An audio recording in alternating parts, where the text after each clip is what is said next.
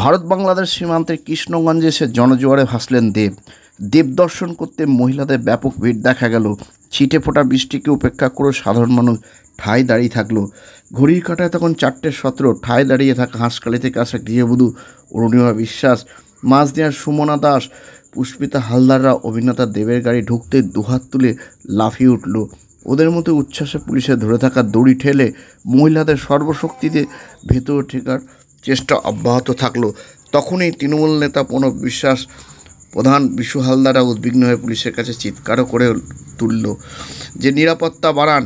এক তরুণী দেবকে ফুল দেওয়ার জন্য বারবার কাতর আবেদন জানালেও এক পুলিশ কর্তা তাকে নিরাপত্তার বিষয়টি বুঝিয়ে শান্ত করে।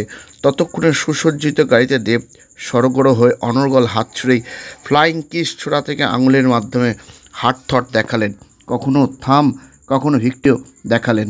মাঝদিয়ার বাসস্ট্যান্ড, বাজার, ভাজনঘাট মোড়, মাঝদিয়া রেল বাজার, হাই স্কুল, লক্ষ্মীপাড়া মোড়, করকরা মোড় থেকে টুঙ্গির মোড়ে গিয়ে শেষ হয় এই রোড শোর গাড়ি যত এগিয়েছে তত ভিড়ে প্রাণ ওষ্ঠাঘাত হয়েছে। রাস্তার দুপাশে মানুষের এত চাপ, এত মানুষের ফুল ছোড়া দেখে লক্ষ্মীডাঙ্গা মোড়ে দোতলায় থাকা দেবকে আবেগতাড়িত হয়ে গাড়ির দুদিকে এসে হাত নাড়াতেও দেখা যায়। প্রায় 2 কিমি রোড শোর শেষে কাটাতার এলাকায় টুঙ্গিতে দাঁড়িয়ে অভিনেতা দেব বলল, সব ভালো আছেন তো? আপনারা সবাই ভালো আছেন? এরপর তৃণমূল কংগ্রেস প্রার্থী মুকুটমণি অধিকারীকে দেব দেখিয়ে বলেন, এই ভাইটাকে আশীর্বাদ করবেন। ভাইটাকে জেতার। সবার সঙ্গে হাত মেলাতে পারিনি, সেলফিও তুলতে পারিনি, তবে দেখা হবে খুব শীঘ্রই। টুঙ্গি থেকে মাঝদিয়া কলেজে হেলিপ্যাডে আসতে গিয়েও দেখা গেল কাতারে কাতারে মানুষ। একান্ত সাক্ষাৎকারে দেব বলে, কেমন লাগে?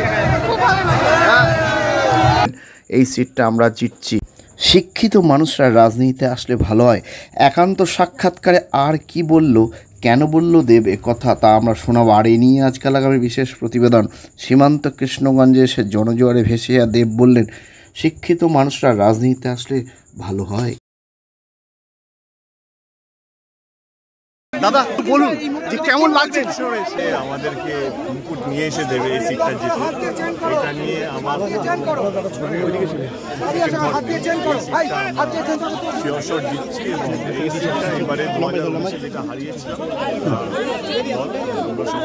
সেটা 2024 জিতছি মুকুট মার্জিন। এত মানুষের উচ্ছ্বাস মুকুটমণি সম্বন্ধে কি? আর দূরে নয় অ্যাপেলো, হাত বাড়ালেই অ্যাপেলো। অ্যাপেলো এবার আপনার বাড়ির কাছে। ব্রেন, নার্ভ, কিডনি সহ শরীরের বিভিন্ন জটিল রোগে চেন্নাইয়ের নামী চিকিৎসকরা বসছেন কৃষ্ণনগরের পাত্র বাজারের অ্যাপেলো ইনফরমেশন সেন্টারে। স্বল্প ভিজিটে পাওয়া যাচ্ছে দেশের বিখ্যাত চিকিৎসকদের কাছ থেকে চিকিৎসার সুযোগ। তাই দেরি নয়, জটিল রোগের চিকিৎসার জন্য সত্বর চলে আসুন পাত্র বাজারের অ্যাপেলো ইনফরমেশন সেন্টারে। এখানে রয়েছে চিকিৎসার সমস্ত অত্যাধুনিক পরিষেবা। তাই প্রয়োজনে যোগাযোগ করুন 800011296323। ভালো একটা ডাইনামিক লিডার আমার মনে হয় কি সবসময় ভালো লাগে ইয়াং ডাইনামিক লিডার যদি রাজনীতিতে আসে এবং শিক্ষিত মানুষরা যদি রাজনীতিতে আসে, প্রফেশনাল মানুষরা যদি রাজনীতিতে আসে এবং তারা কোথাও যেন যারা ছোট বড় করছি না, কোথাও যেন আমার ব্যক্তিগতভাবে মনে হয় কি যারা রাজনীতি করে তাদের থেকে কোথাও যেন একটু বেশি তারা শিক্ষিত মানুষের দরকার আমার কোথাও যেন মনে হয়।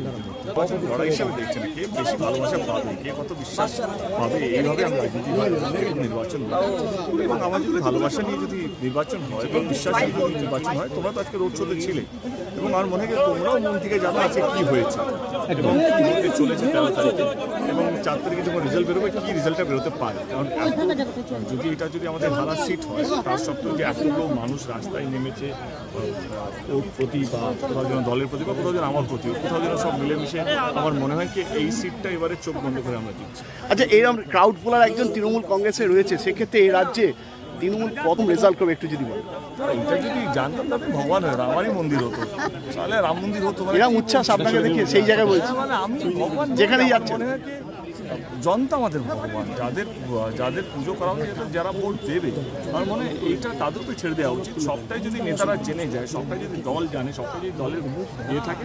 আমি যেটা বললাম কি আজকে মানুষ যেভাবে রাস্তায় নেমে মুখ দেখে বোঝা যায় তো মানুষ কতটা উচ্ছ্বাস নিয়ে এসছে বা জোর করে নিয়ে আসা হচ্ছে, সেটা দেখে আমার মনে হচ্ছে সিটটা আমরা জিতছি এবং কটা সিট জিতবো, ব্যবধান কতটা হবে সেটা আমার পক্ষে বলাটা সম্ভব না এবং এইটুকু বলতে পারবো যেহেতু আমি এত জায়গা ঘুরছি, এতগুলো সিটে ঘুরছি, 2019-এ যে রেজাল্টটা ছিল আমাদের তার থেকে অনেকটা মার্জিন বাড়বে। এবং কটা বাড়বে, একটা বাড়বে না, দুটো বাড়বে না, 10টা বাড়বে, সেটা এই মুহূর্তে বলাটা খুব কঠিন। মানে এমনি অন্যদের মধ্যে বলতেই পারি আমরা 32টা সিট জিতছি, সেটা মানে কোনো তথ্যহীন মানে আমার মনে হয় আগের থেকে খুব ভালো রেজাল্ট। মুহূর্তে মিঠুন চক্রবর্তীকে নিয়ে আপনাকে বিতর্ক যেন কোনোভাবেই ছাড়ছে না, সেক্ষেত্রে আপনি কি বলবেন?